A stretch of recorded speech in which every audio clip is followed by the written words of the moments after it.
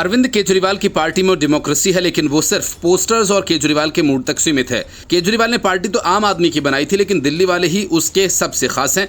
नतीजा ये हुआ कि दिल्ली की गलियों से उठकर पंजाब के खेतों तक पहुंचने वाली आम आदमी पार्टी के फैसलों में खुद आम आदमी बेहद अनआम महसूस कर रहा है। पार्टी के भीतर उठ रही बगावत आवाजें अब फुसफुसाहट नहीं बल्कि लाउड स्पीकर पर चल रही हैं, विरोध की तरह गूंज रही हैं, और वो भी अपनी ही बनाई सरकार के खिलाफ। दिल्ली के चाणक्यपुरी से उठाकर पंजाब के प्रदूषण कंट्रोल बोर्ड का कमान रीना गुप्ता को सौंप दिए जाने को लेकर केजरीवाल वैसे तो प्रगतिशील कदम बता रहे हैं, लेकिन इसे देख करके पंजाब के पार्टी नेता और कार्यकर्ता यही पूछ रहे हैं कि 2022 में आम आदमी पार्टी को सत्ता में लाने के लिए जिन वॉलंटियर्स ने सड़कों पर जूते घिसे, भाजपा और कांग्रेस से दुश्मनी मोल ली, आज वही खुद को छला हुआ महसूस कर रहे हैं। तब कांग्रेस आई थी और अब उनकी जगह दिल्ली वालों ने ले ली है, और अब हम वहीं के वहीं हैं। पार्टी महिला विंग के प्रदेश प्रमुख प्रीति मल्होत्रा जब ये सब बर्दाश्त नहीं कर पाई तो उन्होंने खुलकर रैली निकाली। विधायक को महिला विंग की नई प्रधान बना दिया गया। संदेश सीधा था कि हमारी पार्टी में डेमोक्रेसी है, लेकिन वो सिर्फ पोस्टर पर है। आम आदमी पार्टी के पूर्व प्रवक्ता इकबाल सिंह का दर्द भी कम दिलचस्प नहीं। उनका कहना है कि दिल्ली के विभव कुमार से पूछे बिना पंजाब में कोई पत्ता भी नहीं हिल सकता। लगता है मानो पंजाब एक राज्य नहीं बल्कि दिल्ली सरकार का एक्सटेंशन ऑफिस बन गया, जहां फाइल्स तो पंजाब की हैं लेकिन दस्तखत दिल्ली से होते हैं। इस पूरे राजनीतिक तमाशे के बीच लुधियाना पश्चिमी सीट पर उपचुनाव चल रहा है और पार्टी को किसी भी कीमत पर यह सीट जीतनी है। वजह साफ है कि इस जीत से जो राज्यसभा की सीट खाली होगी उस पर किसी वरिष्ठ दिल्ली के नेता को राज्यसभा में भेजा जा सकेगा। वो वरिष्ठ नेता केजरीवाल होंगे या मनीष सिसोदिया या फिर सत्येंद्र जैन, क्योंकि तीनों चुनाव हारकर इन दिनों पंजाब में भटक रहे हैं। मतलब ये कि पंजाब की जनता अपने मतों से दिल्ली के नेताओं को संसद में भेजने का महान पुण्य कमा सकती है। लोकतंत्र का इससे सुंदर मजाक और क्या हो सकता है। और अब पार्टी में इस्तीफों का दौर भी शुरू हो चुका है। कमलजीत कड़वल, जिन्होंने शायद आम आदमी पार्टी में किसी आम आदमी की उम्मीद की थी, अब कांग्रेस का हाथ थाम चुके हैं। भले ही उनका जाना दिल्ली पंजाब विवाद से जुड़ा न हो, लेकिन ये तो तय है कि पार्टी में सब कुछ वैसा नहीं चल रहा जैसा केजरीवाल की पॉलिटिकल विपश्यना शिविर में सिखाया जाता है। अब सवाल यह है कि क्या आम आदमी पार्टी वही है जो उसने बनने का दावा किया था, या अब वह भी सिर्फ एक और पार्टी है जिसमें कुर्सियों की संख्या सीमित है और बैठने वाले वही हैं जिनका टिकट दिल्ली प्रेस में छपता है। जब पार्टी के भीतर ही लोकतंत्र का गला घोट दिया जाए तब जनता किससे उम्मीद करे। और जो पार्टी आम आदमी के नाम पर बनी हो, अगर उसी आम आदमी को दरकिनार कर दें तो वह पार्टी आम नहीं खास बन जाती है। बस फर्क सिर्फ इतना है कि बाकी पार्टियों ने खास बनने में दशकों लगाए थे, लेकिन केजरीवाल ने यह हुनर महज एक कार्यकाल में ही सीख लिया। The report, news of India.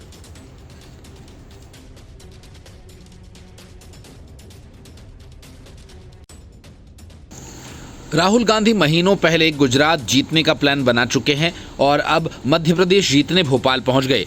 उसके बाद बारी बारी वे सभी राज्यों में जाएंगे। राहुल गांधी के इस प्लान बनाओ यात्रा का मकसद एक ही है और वो है 2029 में दिल्ली की गद्दी। लेकिन हकीकत ये है कि कांग्रेस आजकल अपने ही नेताओं की सत्ता सेवा और सिर्फ मैं ही मुख्यमंत्री बनूं अभियान से जूझ रही है। राहुल गांधी भारत जोड़ो यात्रा की थकान मिटाकर गुटबाजी तोड़ने यात्रा पर निकले हैं।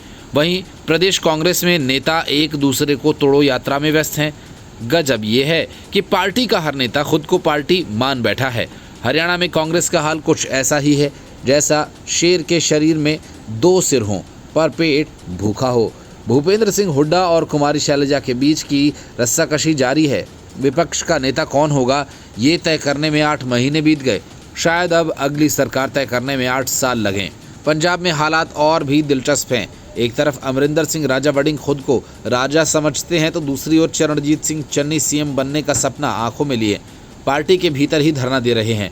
प्रताप सिंह बाजवा भी दौड़ में है, यानी कांग्रेस ने चुनाव से पहले ही सीएम की कुर्सी को ट्राइपॉड बना दिया। भूपेश बघेल की भूमिका पंजाब में कांग्रेस में ठीक वैसी है जैसे किसी शांति सम्मेलन में लाठी लेकर गए शांति सैनिक की होती है।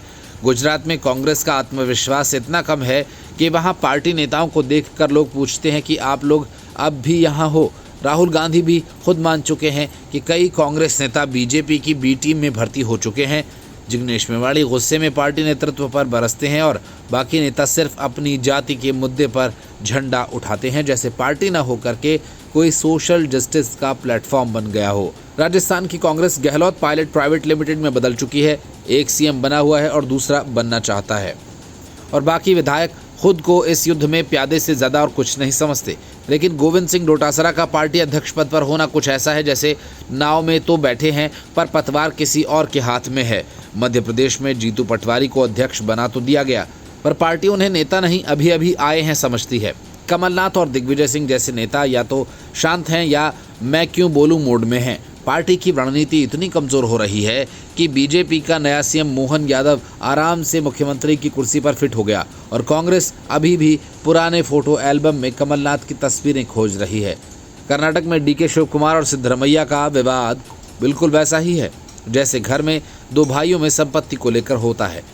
डीके समर्थक सत्ता परिवर्तन की मांग कर रहे हैं और सिद्धरमैया अपने समर्थकों के साथ मिलकर उन्हें अध्यक्ष पद से हटाने की मुहिम चला रहे हैं।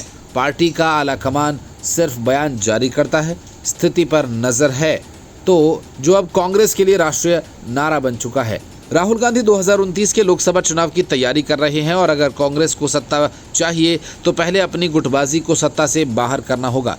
पर दिक्कत यह है कि राहुल के सेनापति या तो हाईकमान के नौकरशाह हैं या छत्रपों के चमचे। हर राज्य में प्रभारी वही कर पाते हैं जो उन्हें मुख्य गुट की ओर से करने दिया जाता है। हकीकत यह है कि कांग्रेस में संगठन नहीं, संगठन का महासंघ चल रहा है।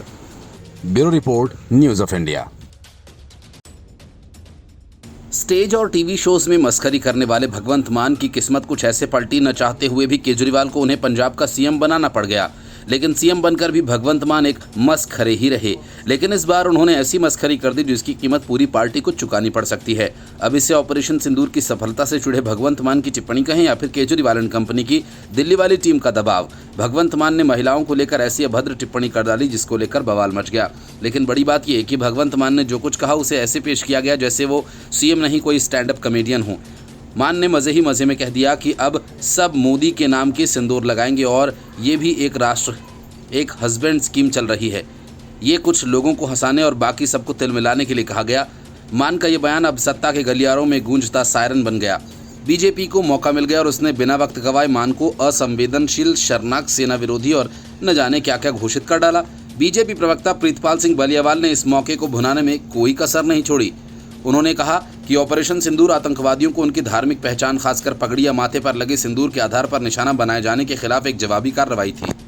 इसमें देश की सुरक्षा, शहादत और सैन्य पराक्रम का समावेश था। लेकिन भगवंत मान ने तो जैसे इस पूरी संवेदनशीलता को हास्य की हवन कुंड में आहुति दे दी। बीजेपी ने इसका पूरा वीडियो सोशल मीडिया पर डालकर इसे वीर नारियों और भारतीय सेना का अपमान बताया और मान से इस्तीफा मांग लिया। अब सवाल यह है कि क्या भगवंत मान वाकई इतने असंवेदनशील हैं या फिर वो सिर्फ उनकी कॉमेडी का पॉलिटिकल स्पिन है। एक राष्ट्र एक पति योजना ये सुनकर ऐसा लगता है जैसे भगवंत मान पुराने जमाने की रेडियो कॉमेडी में लौट आए हों, जहां हर गंभीर मुद्दे पर एक पंचलाइन जरूरी होती है। लेकिन दुर्भाग्यवश ये पंचलाइन इस बार भारतीय सेना के उस ऑपरेशन पर थी जिसमें दर्जनों आतंकियों को ढेर किया गया था और जो राष्ट्रीय सुरक्षा के लिए अहम माना गया। ये बयान सुनकर ऐसा लगता है कि भगवंत मान राजनीति के मंच को अभी भी ओपन माइक नाइट समझ बैठे हैं। लेकिन बीजेपी जैसे दल को मान का ये मजाक बहुत बुरा। भाजपा के राष्ट्रीय प्रवक्ता प्रदीप भंडारी ने इस पर बयान को सेना का मनोबल गिराने वाला करार दिया। उन्होंने आरोप लगाया कि आम आदमी पार्टी अक्सर भारत विरोधी मानसिकता दिखाती है। भगवंत मान को अब शायद समझना होगा कि हर प्रेस कॉन्फ्रेंस स्टेज शो नहीं होती। Report, news of India. मोहब्बत की दुकान भले ही राहुल गांधी ने खोली, लेकिन असली मोहब्बत की दुकान कांग्रेस और दिल्ली से दूर महाराष्ट्र में चल रही है। राज ठाकरे और उद्धव ठाकरे आपस में मिलकर मोहब्बत के नगमे सुनाने बैठ जाते हैं तो कभी शरद पवार और अजीत पवार। वैसे भी महाराष्ट्र की सियासत की राजनीति में हर मौसम चुनावी नहीं होता, कुछ मौसम पवारमय होते हैं। और जब बात हो पवार परिवार की तो शरद पवार के पास हमेशा ड्रामे की गारंटी होती है, उसमें ट्विस्ट डालने का ठेका अजीत पवार के पास होता है। पिछले कुछ सालों से राज्य के मतदाता और मीडिया एक ही सवाल को पुनरावृत्ति की तरह झेल रहे हैं, क्या पवार परिवार में पवार का पुनर्मिलन होगा? ये सवाल इसलिए कि महाराष्ट्र की राजनीति में अगर कुछ स्थायी है तो वो है पवार फैमिली का पावर गेम।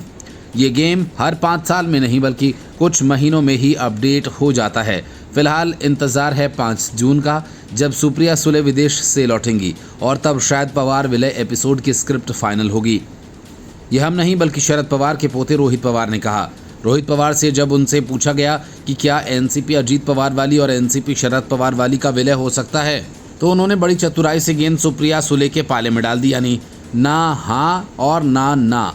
रोहित पवार के बयान का सार यही था कि फिलहाल हम कुछ नहीं कह सकते। सुप्रिया सुले विदेश में है, जैसे ही वो भारत लौटेंगी सब तय होगा। यानी जब तक सुप्रिया सुले ऑपरेशन सिंदूर वाले विदेशी दौरे से लौटेंगी तब तक शायद महाराष्ट्र की राजनीति का ऑपरेशन रीयूनियन हो चुका होगा, और तब शायद महाराष्ट्र की राजनीति का ऑपरेशन रीयूनियन शुरू हो चुका होगा। अब लेकिन इस सब के बीच शरद पवार को नज़रअंदाज नहीं किया जा सकता, क्योंकि शरद पवार की यानी राजनीति के चाणक्य, मराठी राजनीति के पोस्ट क्रेडिट सीन मास्टर और हर अनुमान को अप्रासंगिक बनाने वाले राजनीतिज्ञ रहे हैं। जब अजीत पवार 2019 में बीजेपी संघ सुबह सुबह उठकर शपथ लेने पहुंच गए थे, तब शरद पवार ने पूरे देश को चौंका दिया था, और अब फिर से कयास है कि शरद पवार खुद उसी अजीत पवार और बीजेपी के साथ गठबंधन का विकल्प टटोल रहे हैं। मतलब शरद पवार राजनीति में कब यू टर्न ले लेते हैं ये सिर्फ पवार साहब ही जानते हैं, और उनके बयानों का तो क्या कहना। एक तरफ कहते हैं कि हम बीजेपी की विचारधारा से सहमत नहीं, और दूसरी तरफ पार्टी के भीतर चर्चा होती है, इसलिए विचारधारा को थोड़ी देर के लिए होल्ड पर रखते हैं, सत्ता में बैठते हैं, फिर देखेंगे। असल में पवार परिवार की राजनीति का मूल मंत्र यही है, कोई स्थायी दोस्त नहीं, कोई स्थायी दुश्मन नहीं, बस सत्ता स्थायी रहनी चाहिए। अब सवाल यह है कि अगर ये विलय होता है तो क्या इसका मतलब यह है कि विचारधाराएं विलोपित हो गई हैं, या फिर पवार परिवार का पारिवारिक जलवा राजनीतिक सिद्धांतों पर भारी पड़ गया है। Bureau report, news of India. Arvind Kejriwal और उनकी पार्टी के नेताओं का स्टाइल काफी हद तक फिल्मी हीरो जैसा है। चाहे वे हारें या फिर चुनाव जीतें, लेकिन हर हाल में वे डायलॉग जरूर मारते हैं। इन दिनों केजरीवाल का ताज़ा डायलॉग है, हम जहां खड़े होते हैं लाइन वहीं से शुरू होती है। असल में केजरीवाल इंडी गठबंधन के जाल से खुद को आज़ाद घोषित कर चुके हैं। यही वजह है कि दिल्ली चुनाव हारने और उसके बाद पार्टी के सिकुड़ते जनाधार के कारण आम आदमी पार्टी का राष्ट्रीय पार्टी का दर्जा खतरे में दिखने लगा है। हालांकि इसके लिए वक्त है, लेकिन केजरीवाल ने इस मुसीबत को अभी से भांप लिया और देश के लगभग हर राज्य में मुंह मारने की तैयारी करने लगे, क्योंकि जिस पंजाब में आम आदमी पार्टी की सरकार है वहां के लक्षण भी ठीक नहीं हैं। उपचुनावों में ये एक तरह से परंपरा रही है कि उस वक्त दूसरी पार्टी के नेता और कार्यकर्ता सत्ताधारी पार्टी में शामिल होते हैं, लेकिन लुधियाना में आम आदमी पार्टी के नेता और कार्यकर्ता कांग्रेस में शामिल हो गए। गुजरात में केजरीवाल पूरा जोर लगा रहे हैं, लेकिन उन्हें उपचुनाव में एक भी सीट मिल जाए ऐसा होता दिख नहीं रहा। सियासत में अपनी उखड़ती हुई सांसों को संभालने के लिए केजरीवाल की पार्टी को ये कहना पड़ा कि अब हम किसी गठबंधन में नहीं हैं, इसलिए जहां चाहेंगे वहां चुनाव लड़ने पहुंच जाएंगे। इसलिए अब अरविंद केजरीवाल की पार्टी बिहार में चुनाव अकेले लड़ेगी, यानी गठबंधन को जय राम जी की और जनता को केजरीवाल जी की। वैसे भी दिल्ली चुनाव में मुंह की खानी पड़ी तो राजनीति बदलना तो बनता है। अब दिल्ली को भूलकर केजरीवाल जी पंजाब, असम, गोवा, उत्तराखंड जैसे राज्यों में अपना जादू बिखेरने निकले हैं। ये बात अलग है कि पिछले चुनाव में दिल्ली की 70 में से सिर्फ 22 सीटें ही आई थी, लेकिन आत्मविश्वास हो तो ऐसा, हम 22 सीटों से नहीं लड़ते, हम 243 सीटों पर लड़ेंगे। पार्टी के राष्ट्रीय मीडिया संयोजक अनुराग ढांडा ने कहा कि हम किसी गठबंधन का हिस्सा नहीं हैं, हम अपनी ताकत पर आगे बढ़ रहे हैं। जैसा हो गया है पहले साथ थे। अब बात करें असल में इंडी गठबंधन की हालत अभी भी किसी पुरानी प्रेम कहानी जैसी हो गई है। पहले साथ थे, अब रास्ते अलग। केजरीवाल जी कह रहे हैं कि वो लोकसभा तक का रिश्ता था, अब हम आज़ाद हैं। बिहार में आम आदमी पार्टी के प्रदेश प्रभारी अजय यादव ने तो साफ साफ ऐलान कर दिया कि पार्टी सभी 243 सीटों पर अकेले लड़ेगी। पार्टी ने 7 चरणों की जन यात्रा भी शुरू कर दी, जिसे देखकर ऐसा लगता है कि जैसे केजरीवाल बिहार को जीतने नहीं मोक्ष दिलाने आए हैं। आम आदमी पार्टी ने जिन राज्यों को 2 कैटेगरी में बांटा है, उसमें ए कैटेगरी में वो राज्य हैं जहां केजरीवाल जी खुद ध्यान मुद्रा में सक्रिय रहेंगे, जैसे गुजरात, हिमाचल, दिल्ली, पंजाब आदि, और बी कैटेगरी में वो राज्य हैं जहां नेतृत्व तय होगा। दिल्ली में कांग्रेस का लगातार तीसरी बार खाता न खुलना भी अब किसी रिवाज जैसा हो गया है। उधर भाजपा 48 सीटों के साथ मुस्कुरा रही है और इधर केजरीवाल अपनी 22 सीटों से नई राजनीति का नारा गढ़ रहे हैं। आगे की योजना में आम आदमी पार्टी असम में 2026 और 2027 में उत्तराखंड, हिमाचल, पंजाब, गुजरात आदि में चुनाव लड़ेगी। यानी केजरीवाल अब हर राज्य में अपना ट्रेलर दिखाएंगे। अब जनता तय करेगी कि वे टिकट खरीद कर फिल्म देखने जाएं या नहीं। Bureau report, news of India.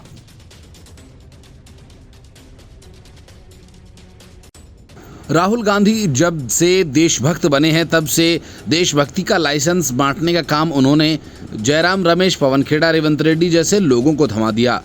ऐसे में किसी भी कांग्रेसी के लिए ज़रूरी है कि पहले वो इनसे लाइसेंस हासिल करे, नहीं तो उसकी देशभक्ति पर सवाल उठेंगे। और यही वजह है कि कांग्रेस शशि थरूर से लेकर सलमान खुर्शीद तक की निष्ठा को टटोल रही है। वजह ये कि ये नेता आतंकवाद के खिलाफ पूरी दुनिया को सजग करने के लिए भेजे गए डेलीगेशन में शामिल हैं और वे दुनिया के देशों को आतंकवाद के खिलाफ पीएम मोदी की नीतियों की तारीफ कर रहे हैं। राहुल गांधी को बात नागवार गुजरी है। आतंकवाद के खिलाफ भारत की लड़ाई को पहले पूरा समर्थन देने का ऐलान करने के बाद से कांग्रेस लगातार सवाल उठा रही है। ऐसे में इन नेताओं के मुंह से पीएम मोदी सरकार की नीतियों की तारीफ सुनना कांग्रेसी कानों में तेजाब घोलने जैसा असर बना रहा है। इसी वजह से पूर्व केंद्रीय मंत्री सलमान खुर्शीद के देशभक्त होने की पात्रता पर कांग्रेस ने प्रश्न चिन्ह लगा दिया। खुर्शीद साहब आतंकवाद के खिलाफ भारत की वैश्विक मुहिम में व्यस्त हैं। वो एक सर्वदलीय प्रतिनिधिमंडल के हिस्से के रूप में दुनिया को बता रहे हैं कि भारत आतंकवाद के खिलाफ एकजुट है। सोचिए कितना पीड़ादायक है जब आप अपनी पूरी वफादारी से राष्ट्र का प्रतिनिधित्व करें और घर में आपकी देशभक्ति का पॉलिटिकल बैकग्राउंड चेक हो रहा हो। खुर्शीद ने सोशल मीडिया पर सवाल पूछा कि क्या देशभक्त होना इतना मुश्किल है। हालांकि देशभक्त होना मुश्किल नहीं है, लेकिन कांग्रेस में रहते हुए देशभक्त कहलाना असंभव है, क्योंकि कांग्रेस में देशभक्ति नहीं बल्कि राहुल भक्ति चलती है।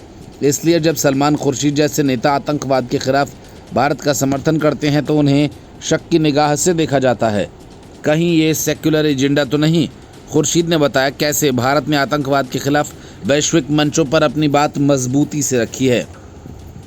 लेकिन घर में क्या हो रहा है? घर में देशभक्ति की परिभाषा इतनी संकरी हो चुकी है कि उसमें अब केवल एक विचारधारा के लोग ही फिट बैठते हैं। एक समय था कि जब राजनीतिक मतभेदों के बावजूद राष्ट्रीय मुद्दों पर एकता होती थी। आज विपक्ष आतंकवाद के खिलाफ बोल दे तो सत्ता पक्ष कहता है ये तो मजबूरी में बोल रहे हैं, वरना तो ये देश तोड़ने में लगे हैं। अगर चुप रहें तो कहा जाता है कि देखो इनके मुंह से देश के लिए एक शब्द नहीं निकला। ऐसे माहौल में खुर्शीद का सोशल मीडिया पर अपनी पीड़ा साझा करना लाजिमी है। वो पूछते हैं कि क्या देशभक्त होना इतना मुश्किल है और देश चुप है। Bureau report, news of India.